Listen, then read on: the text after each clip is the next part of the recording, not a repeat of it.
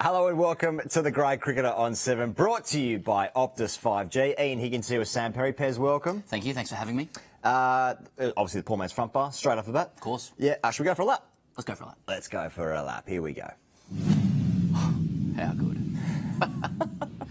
Okay, here goes. Of course, the summer kicked off yesterday at the Gabba. One contentious talking point. I didn't think it was that contentious, but everyone else did. It found that the third umpire found that Pat Cummins had indeed not delivered a no ball when, as others were saying, nobody could find any element of his foot behind the line. Let's just take a look at the offending foot. There it is. Okay, we can see it there. Now, here goes. Look, I have a different take on this. As we know, the Australian cricket team has undergone a moral revolution. They do values meetings now. They do pre-match handshakes. A lot of charity work, apparently. So I just find the idea, frankly, that Pat Cummins has broken the laws of the game to be vulgar. Yes. I find it to be disgusting and, frankly, un-Australian. No doubt Michael Goff, third umpire, feels exactly the same way. Pez, I find it galling. I am galled. Right. I'm galled at this because, as we know, umpiring decisions, mistakes don't happen in Australia. Yes. They only happen overseas. We've seen examples of this many times in the past. Most recently in the Ashes, and here is an example of a flagrant contradiction a contravention of the laws of the game. Pez, LBWs, no balls. Here's Jack Leach's no ball that he bowled, flagrantly cheating in an attempt to get Steve Smith out. I couldn't believe it. I couldn't believe when I saw this. Now that's a no ball to me. Yeah, only overseas as well. Let's put them side by side for the avoidance of any doubt. Cummins versus Leach. It's clear. We want the viewers to make up their own mind, but they don't need to. Quite clearly, one of them is a contravention of the law. The other one isn't, and we don't actually contravene the law in Australia. Everything is always fair. that's only ever overseas. That's right, Pez. Clearly obvious. That's night and day stuff. Pez, obviously we have to see the trophy, what we're playing for, because something must mean everything, and everything must mean something. We need a trophy. We need to acquire property in order to demonstrate our symbolic success. Yes, that's right. And the two captains for Australia and Pakistan, they took a photo before the series started of the trophy that they're playing for. It's a Domain plate shield cup thing, whatever it is. Yeah, now that's what they're playing for at the moment. It's a plate, maybe. It's a dish. Yeah. That's what they're playing for. Now, to me, this is a bit of a letdown because the last time Australia and Pakistan played against each other just recently, T20 series, they played for this trophy, which I found much more interesting. I can relate to that on many levels because I my penchant for a biscuit. Yeah, the biscuit trophy. It's exactly. Now, I had to think and I was like, well, that's actually not the weirdest trophy that Australia and an opposition team play for, because the Australia and Sri Lanka play it for the Warne Muralitharan Trophy. Yeah. Famous trophy. It's one of the most famous trophies. Also, one of the most horrifically scary trophies in the world. Just two hands coming out of a bit of wood. Shane Warne's hand and Muralitharan's hand. Two captains looking in each other's eyes there, just going, I don't really want this. Do you want it? I don't want it. Yeah. Now, that's not nearly as weird as this final trophy, mainly because the team who got it didn't win it. Let's have a look at that. Oh, yeah. Nice. That's not right. Nice. Turn off those notifications overnight, he goes. You're going to be copying it. Look, speaking of Australia, Pakistan, mate, let's stay in the Middle East. Yep. So one of the first ever pieces of viral cricket content, obviously re-released by Robolinda 2, not sure if that's how you say it, we'll never know, is John Howard having a bowl in Pakistan in 2005. If you're watching this show, you've obviously never ever seen that footage, so let's just show you that footage of Howard bowling in Pakistan. Yep, famously unseen footage. Yeah. Yeah, okay.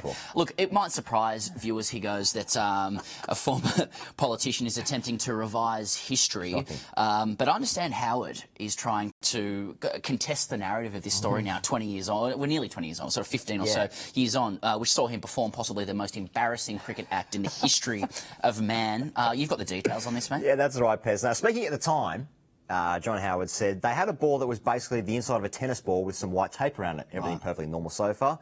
And of course I had a go and it stuck on my hand, which I hadn't realised until watching the footage recently, that the ball stuck in his hand. It was the ball's fault. It was the ball's fault. That's what he's saying. Now, Sergeant Michael Gunn is apparently to blame. He's taken the fall for this. And he said recently, I must be held a little bit responsible for the bowling incident as I taped up the ball. There may or may not have been too much tape stuck to Sir's hand, which is extremely interesting that he's taken the fall for this. Now, there's only one man who has all the evidence that we need for the proof of whose fault this is, and I believe it's this man here who's taken a photo in the background on his DSLR. He's got the evidence that we need. We need to find him. That is the Zapruder film of cricket at the moment. If that man could step forward. If you're watching this show, please step forward so we can see whether it was the ball's fault or Howard really was terrible at bowling. On a related note, darling of the cricket world, he goes, cult sensation, Pavel Florin. Yeah. He's in the country. We let Front Bar have him last night. We said no, he's, of course, best known for his efforts for the Romanian side at the European Cricket League a couple of months ago. Again, footage that's rather unseen. Let's just show you what he was doing for Romania recently. Nice one. He's just a little bit down. That one's stuck in his hand. He's beating the bat still. Yeah. That's the same ball that John Howard was in. And he's got the edge there. He's got the edge. Fantastic. Lucky. Captain didn't back him, no slipping. So now, look, Pavel is in Australia, if you didn't catch that news, but it wasn't without some trouble. He had visa application trouble, tough to get into this country. Let's not go into that at the moment. But that was before we sent this tweet to Prime Minister Morrison and also Minister Dutton. So just said, please sort this, gentlemen. Okay, look, I don't want to link the two in any way, he goes, but hours after we unleashed that tweet, Florin was on a plane from Bucharest at 1 a.m, landing at the Surrey Hills Cricket Club, or landing in Melbourne, going to Surrey Hills Cricket Club straight off the plane, doing an overnighter, which we all know about, and playing for mighty Surrey Hills. He's gone viral again. Yeah, he goes. And people have seen this. We want to show footage of Florin taking his wicket. We're obviously going to watch the wild celebration. However, watch the batsman here trying to reverse sweep. There's always a dark side to this stuff. Yeah, okay. So that's a lovely celebration from Florin, as you can see. That's the footage that everyone has seen at the moment. A lot of Ewing. Florin, wonderful rig, obviously, and we're looking at that. Let's have a look at the footage again. Yeah. And I want you to look at it from the batsman's point of view. Batsman here. Okay.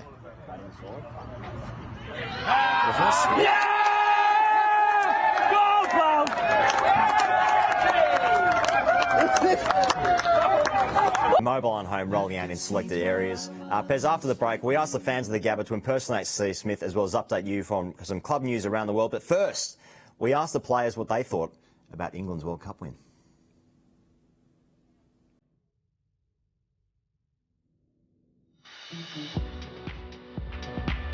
Winning the World Cup with a tie? If you want to celebrate a draw, go for it. Well, it's not winning, I guess. Didn't really win it, tied it. Have you really won? Anticlimactic, not winning the World Cup. Yeah, that's not really winning it, is it? Overrated. Deflating. Good, I reckon. Oh, just be so careful. Hollow. Strange. No, just, England. tie. Average. Bullshit. Not a fan. Great celebration. Rubbish. Not a win. Bizarre. Italy.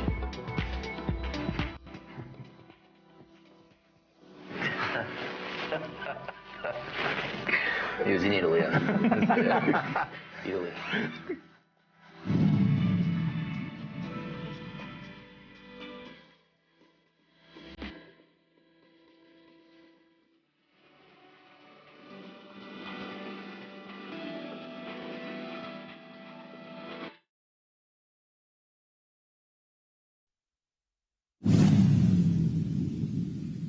How do you feel about Steve Smith leaving the ball? Mate, he can leave whatever he likes. Can you give an impersonation of Steve leaving the ball?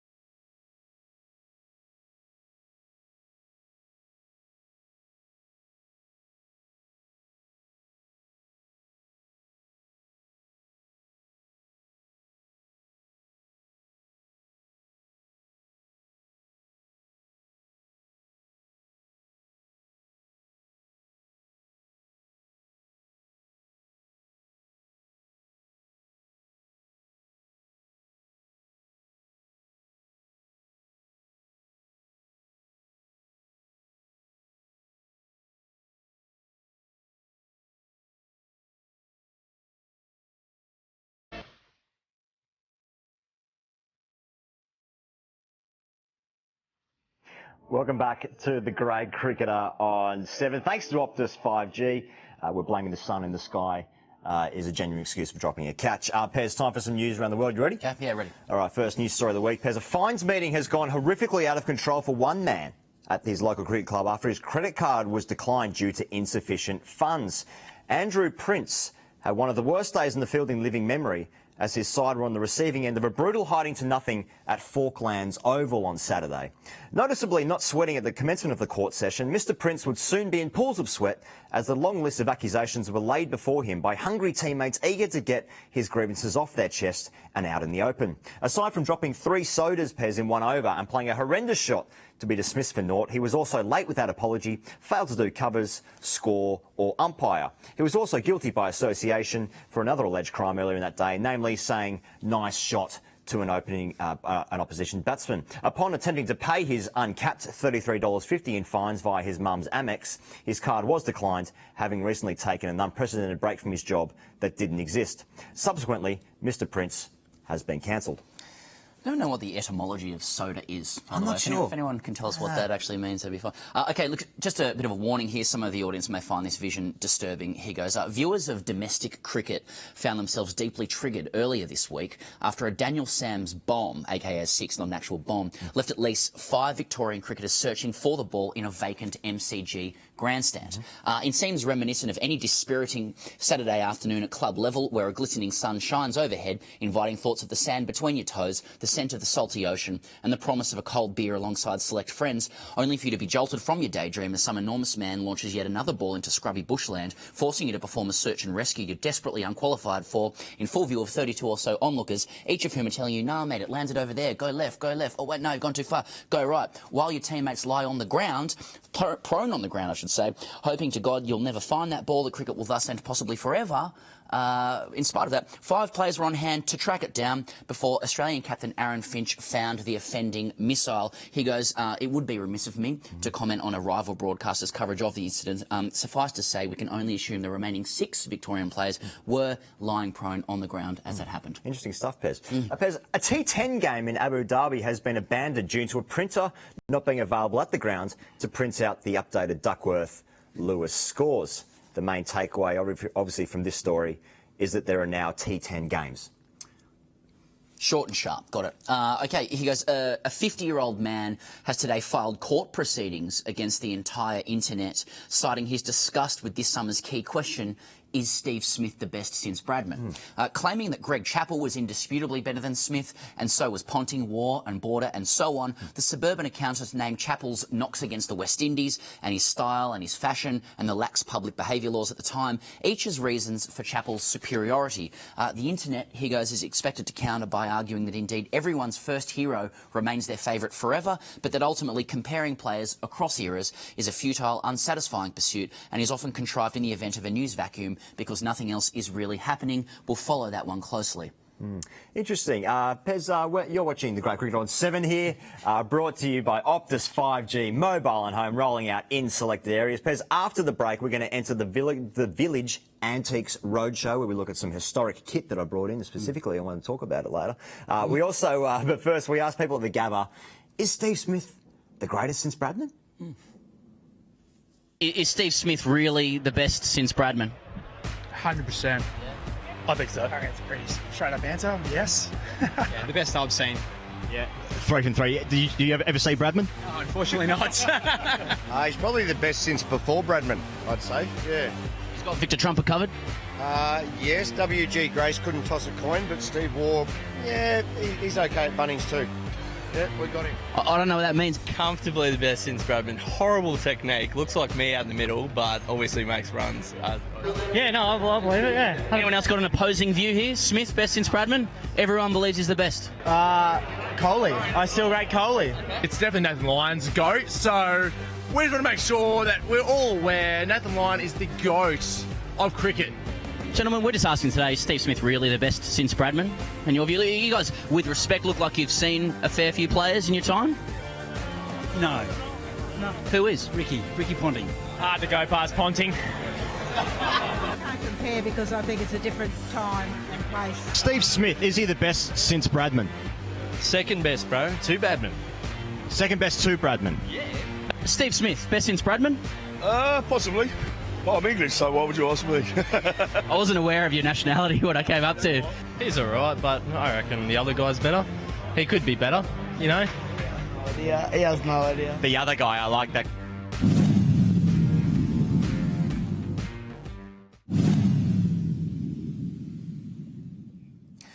Thanks for staying with the grade cricketer on 7, where the only thing better than a winning 100 is 100 in a losing side. Cricket's a strange game on the psyche. We're here for Optus 5G. Here goes. I'm looking forward to this. We have a new segment.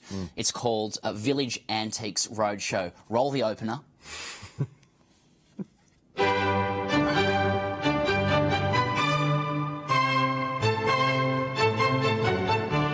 Man, professional operation we have here. Everyone, he goes, has an item of kit, as you know, that they prize above all else. It takes you back to a better time when things were simpler, easier. And today, ladies and gentlemen, Higgos has kindly offered to bring in his prized possession. And what we're going to do is learn a little bit about what it means to him before putting a cold monetary value on it. Now, Ian, what have you brought in today? Glad you asked, Pez. Just sneaking this on screen slowly. This is my favourite ODI jersey in the history of all, not only sports, but just life in general. Life in general. And this, of course, is the Australia ODI kit from 1992, 93, and also 93, 94. Back then, you could have it for more than 1 year. That's before the capitalist market really took over. Let me just drape this so everyone can see it. Right across here. Affectionately known as the Lightning jersey. The Lightning jersey, that's right, Pez. Yeah, one of my favourites of all time. Okay. Tell the viewers, he goes, why is this item of clothing, this material, so special to you? Pez, sometimes I don't want it to be 2019 sometimes. I want it to be 1992, 93, or 1993, 94, depending on how I feel that particular day. You know, for instance, like I think of the greats wearing this jersey. You know, I'm thinking Shane Warne wearing this jersey in 1993. Look at that young Shane. That's nice. That's 93 Shane Warne. I don't want 2019 Shane Warne, like, for instance, which is now this is Shane now.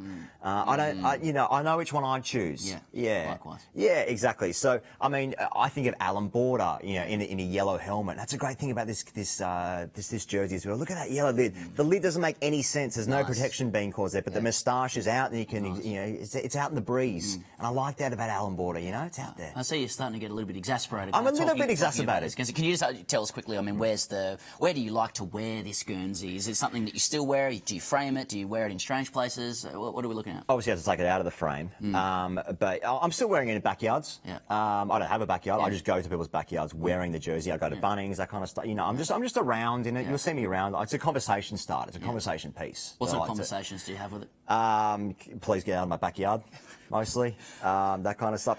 Here's another thing about we showed Warne earlier. But, I think like Warne on the boundary, you know, wearing like sweatbands. You know, this is a kit you could accessorise. That's really You could accessorise this kit. You can't accessorise other kits these days. You know, this is a kit that.